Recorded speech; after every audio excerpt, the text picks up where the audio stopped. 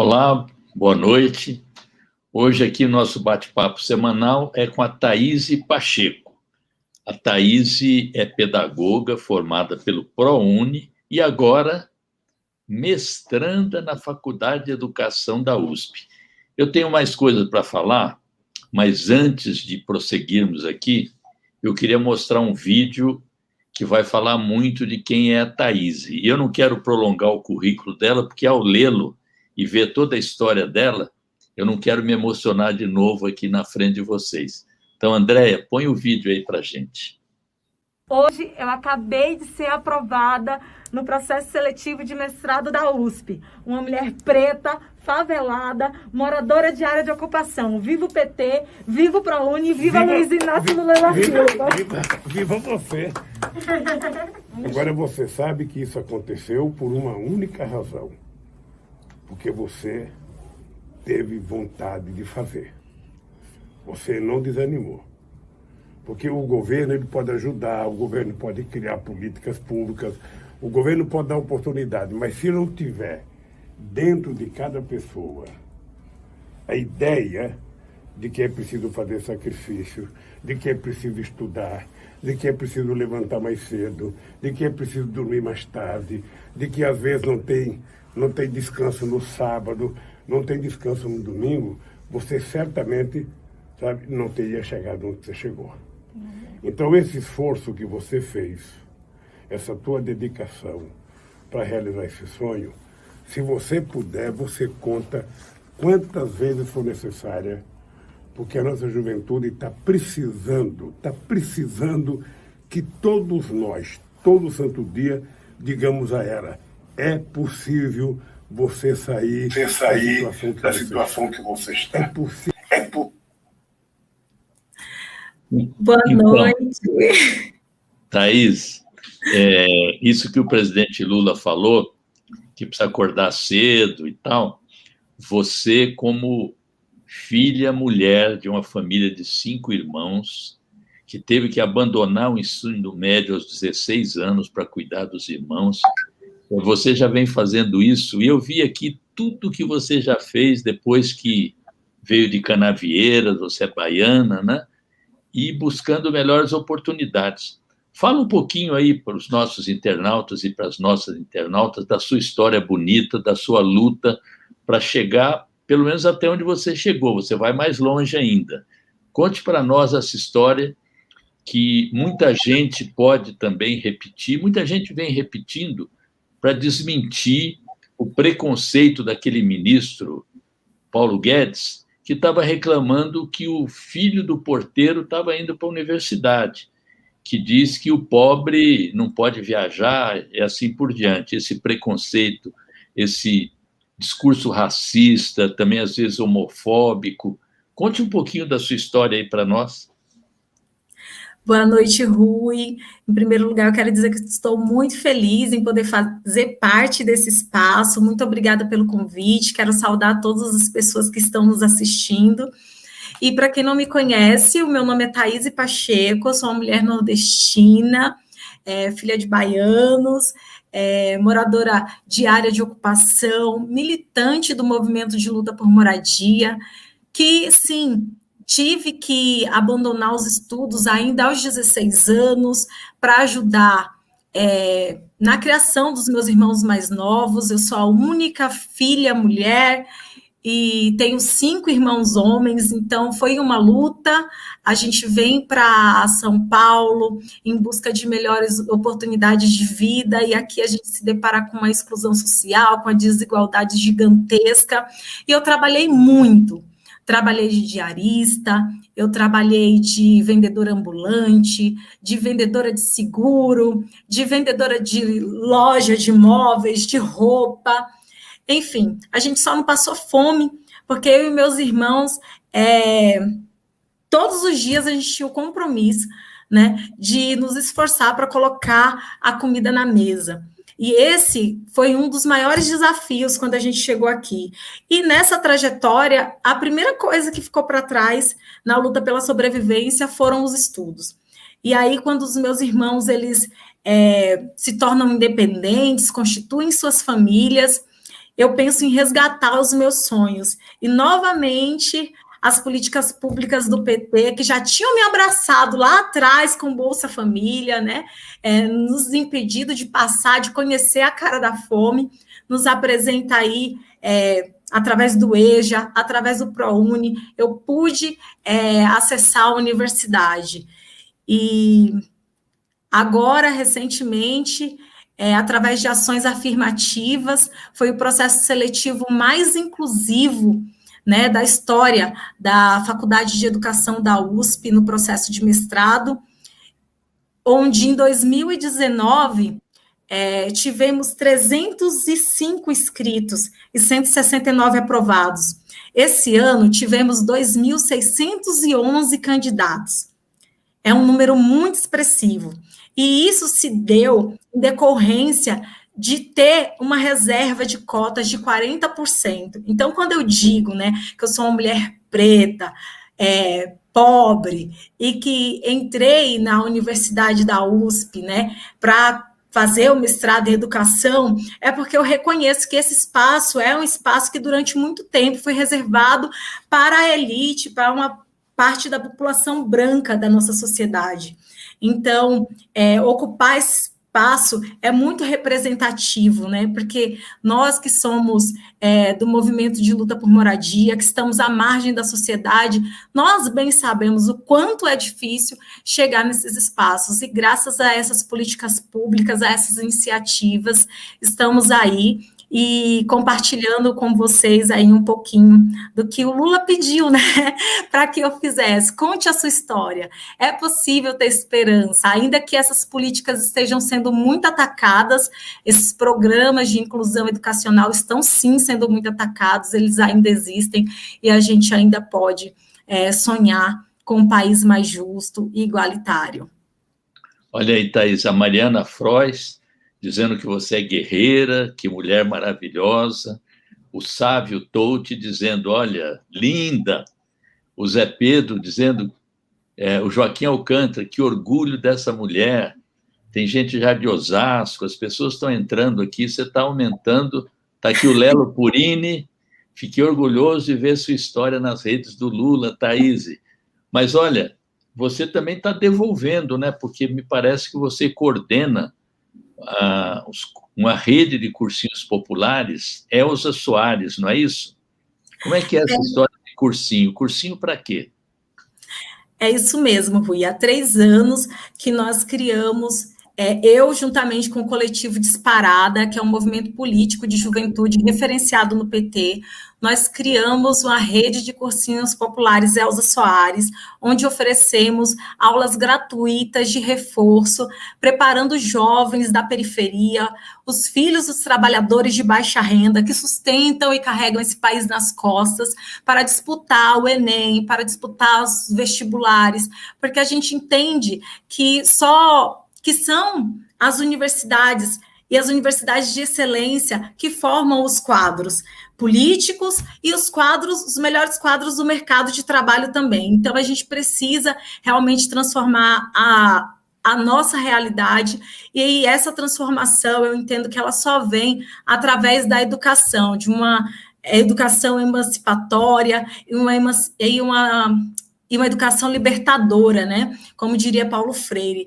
Então, eu estou muito feliz de fazer parte da coordenação desse cursinho e devolver para a periferia aquilo que eu consegui, sim, com muito esforço, com muito suor, e dizer para os jovens da periferia que há, sim, uma saída, que é possível a gente fazer a luta juntos, através da educação, para que outras países não tenham que largar os seus estudos com 16 anos, que outras países não tenham que colocar os seus irmãos menores de idade em um açougue e implorar para que ele trabalhe de graça lá, porque não tem onde deixá-lo. Então, a gente precisa lutar pela periferia, pelos mais vulneráveis, assim como o presidente Lula sempre diz. Então, a gente conta com mais de 50 professores voluntários no cursinho popular Elza Soares, que, inclusive, está com inscrições abertas. Quem conhecer algum jovem que queira participar, todos são muito bem-vindos. A gente está aí pronta para ajudar nessa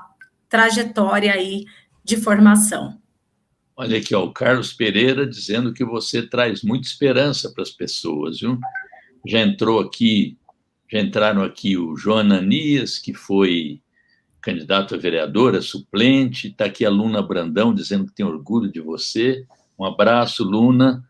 Também o Juscelio, lá de Cidade Tiradentes. Tem muita gente da Zona Leste aqui, mas também o pessoal do Marivaldo, na Zona Oeste, o Zé Pedro de Osasco, tem o pessoal da Zona Sul também, a Adriele, lá de Cidade Tiradentes, uma mulher que dirige uma entidade também.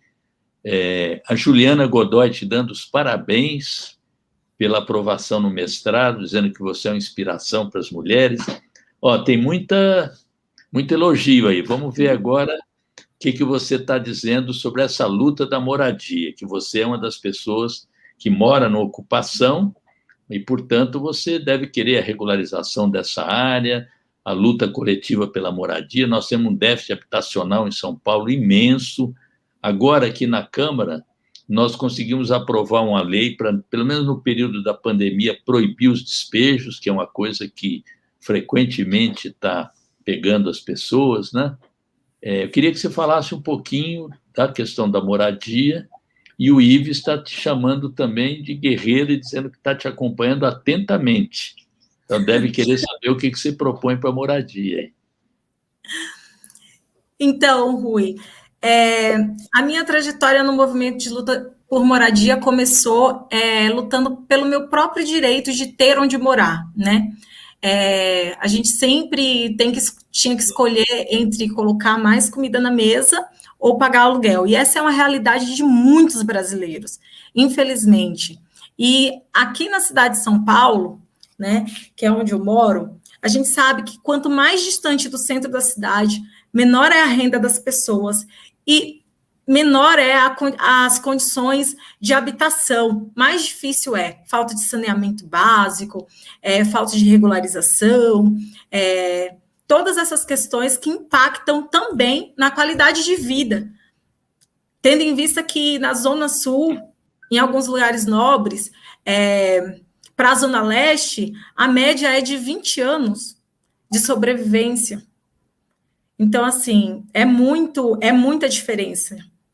Então, quem mora na Zona Sul, numa área nobre, vive 20 anos a mais do que uma pessoa que mora no extremo da Zona Leste. É o que as pesquisas apontam. E isso é em decorrência de vários fatores que estão ligados às questões de moradia, que é a falta de saneamento, falta de urbanização, falta de condições mesmo, básicas de se viver.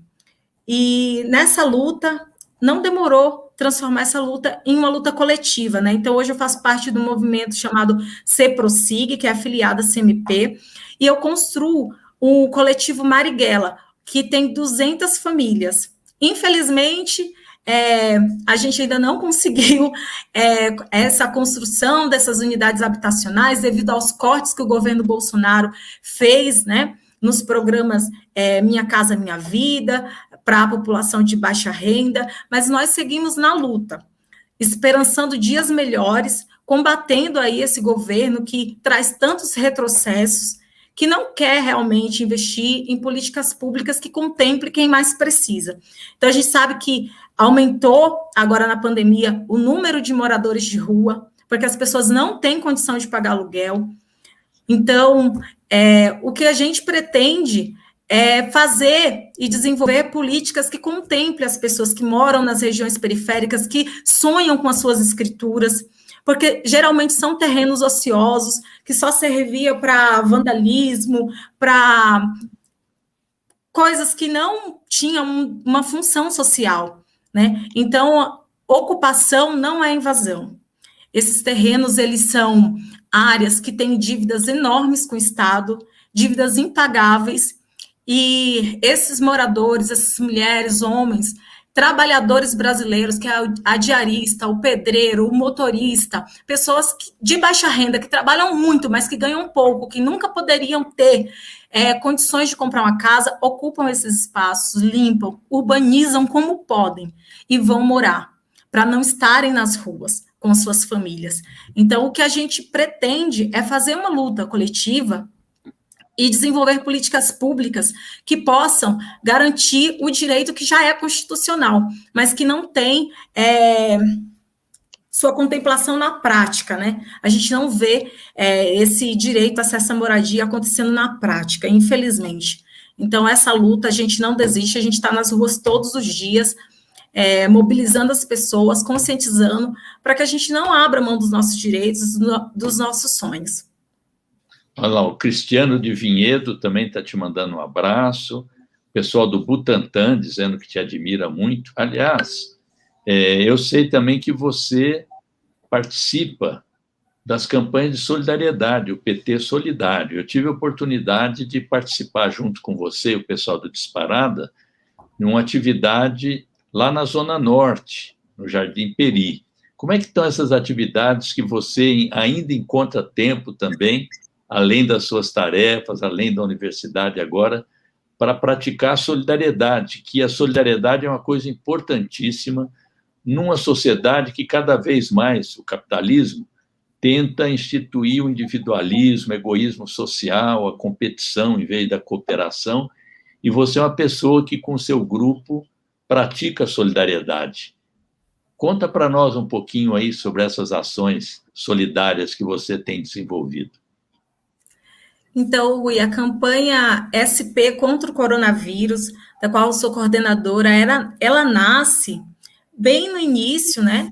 Em março de 2020, diante da necessidade de alguns trabalhadores com quem nós temos contato, que fazem parte até do nosso grupo, pessoas que ficaram desempregadas, principalmente mulheres, que nos procuraram em meados de fevereiro, março, muita gente nos procurou dizendo que estavam passando dificuldade por terem perdido seus empregos, né? Pessoas que sempre trabalharam, estiveram na luta, inclusive já foram solidárias aos movimentos, às nossas ações em outros momentos, mas que na pandemia começaram a passar por privações.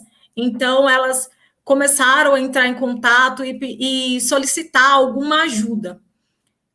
E aí, logo, eu me reuni com alguns estudantes e professores, com o Disparada, e a gente começou a construir a campanha SP contra o coronavírus. A gente passou a recolher alimentos, itens de higiene, máscaras, com quem tinha para levar para quem não tinha nada, ou para quem estava passando por uma situação ali de necessidade naquele momento tão difícil. Então, essa campanha, ela dura até hoje, ela já arrecadou mais de 200 toneladas, e a gente não só leva alimento, mas a gente também faz um debate político, a gente faz uma conversa com essas pessoas, a gente fala do cursinho popular, Elza Soares, a gente cria rede de apoio. Nós temos hoje também mais de 64 advogados voluntários, advogados estudantes, que fazem parte também da nossa frente jurídica, que eles vão nessas ações de solidariedade, né, que se soma ao PT Solidário, com certeza, mas que a gente começou lá em março de 2020, e todo final de semana tem ação do SP contra o coronavírus e da frente jurídica do Disparada nas periferias da cidade de São Paulo. E a gente começou pequeno, mas hoje a gente já está não só em São Paulo, como em algumas cidades do interior também. Então, assim, é uma luta coletiva, é um trabalho que envolve muita gente, feito por muitas mãos de pessoas que querem fazer a diferença, mão de pessoas que não aceitam esse governo genocida, mão de pessoas que não aceitam a indiferença do governo com o povo, e de pessoas que resolveram realmente pegar para fazer, pessoas que resolveram colocar o pé na rua, né? A gente vai onde o carro não entra, onde o Estado não chega, a gente vai onde ninguém quer ir, e a gente está lá nas ruas fazendo essas ações de assessoria jurídica através dos advogados. Temos os psicólogos também que fazem rodas de conversa com as mulheres, enfim. E também a gente não sai das ruas, né? A gente está aí na Paulista e na Quebrada, até derrubar o Bolsonaro. E o Kaique do Jardim Ângela te desejando felicidades, Andréa Campos, o Paulo Reis dizendo, olha, Thaís, salve a todos, boa noite.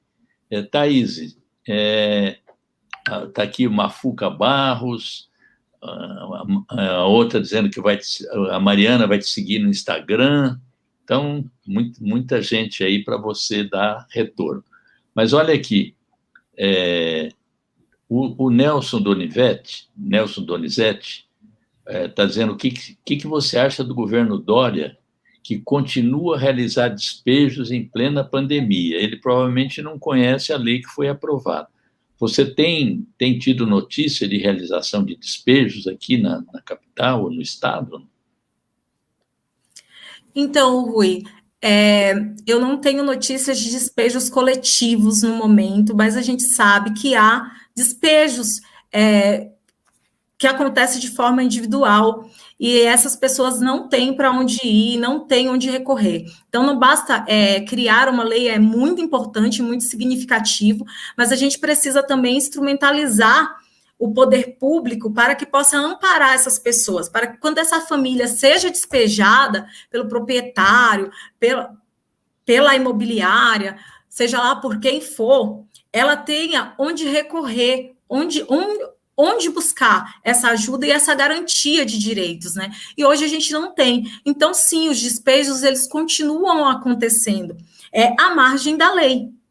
Infelizmente, eles continuam acontecendo à margem da lei. As leis, infelizmente, no Brasil, elas existem, mas a gente sabe que elas não contemplam a todos, né?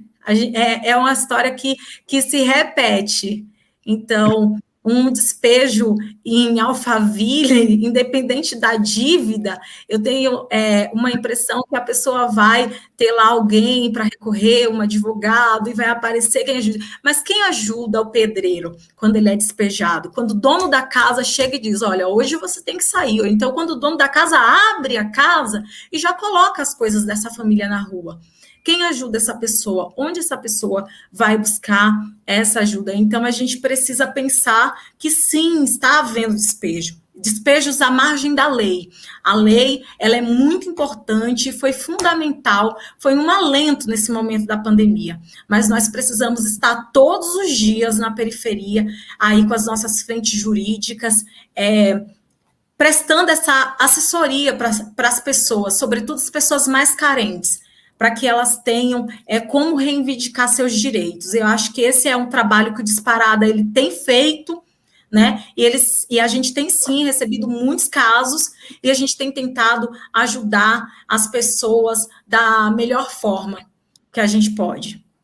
Thaís, você falou várias vezes do Disparada, mas muita gente que nos acompanha aqui não sabe necessariamente o que é o Disparada. Então, para encerrar o nosso programa, conta um pouquinho desse grupo a que você está ligado, Disparada, que também é um grupo que participa de campanhas eleitorais. A gente não está ainda em campanha, não pode nem falar disso ainda, porque pode ser considerado campanha eleitoral antecipada, mas conta um pouco a história do Disparada, que certamente vai intervir também na campanha eleitoral, até porque na periferia, onde o Bolsonaro, inclusive, ganhou a eleição, tem muita gente que se arrependeu, que já tinha anteriormente votado no Lula, na Dilma, e que agora está de novo do nosso lado. E a gente vai ter que dialogar com eles, em vez de ficar xingando e dizer, está vendo, se arrependeu e tal. Conta um pouco aí da história do Disparada. Quem é, o que faz... Bom, Disparada é um movimento de juventude petista e que é feito por gente de todas as idades. A gente fala de juventude, mas é para gente de todas as idades. E a gente tem organizado muitas frentes, né, que levam os debates políticos, principalmente para as periferias. Mas nós temos também trabalhos organizados nos grêmios estudantis, nos centros acadêmicos.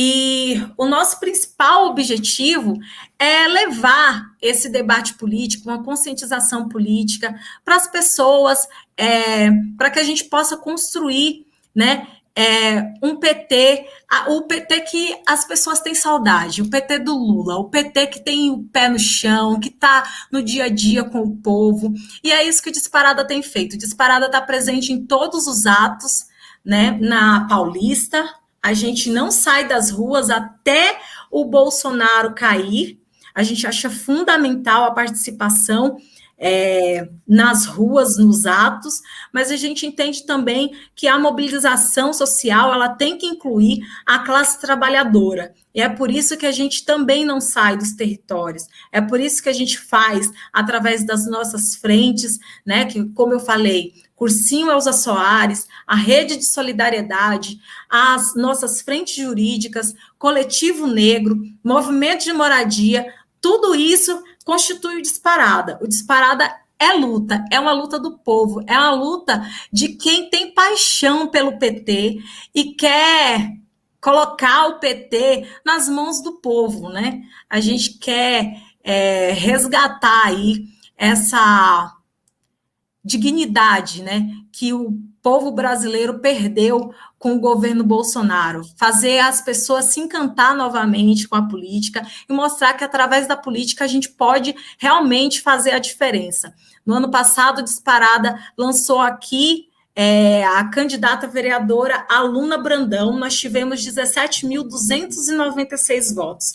E provavelmente iremos lançar outro representante pelo Disparada para disputar as eleições em 2022, para ajudar a eleger Lula e para combater o bolsonarismo, porque não basta derrotar o Bolsonaro, temos que combater o bolsonarismo.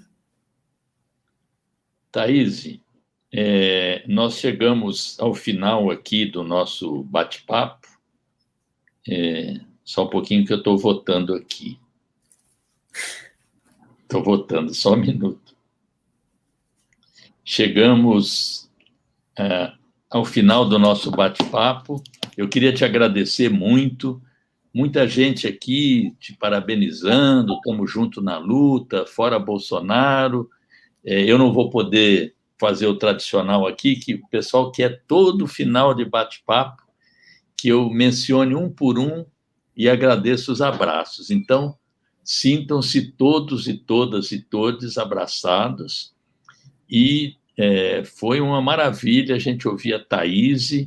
Vocês viram que ela teima. A Thaís teimou, como a dona Lindu, mãe do Lula, que dizia para ele, teime, meu filho. E a Thaís teimou e vai continuar teimando, não só por ela, mas para que a gente tenha um Brasil livre, justo, soberano, e, na minha opinião, principalmente para os jovens que têm mais tempo, eu quero que a gente tenha aqui um Brasil socialista, com liberdade e igualdade para todos e todas. Fora Bolsonaro, viva a Thaís. Muito obrigada, Rui, por essa oportunidade. Estamos aí à disposição. Fora Bolsonaro, viva Luiz Inácio Lula da Silva e bora teimar! Bora teimar.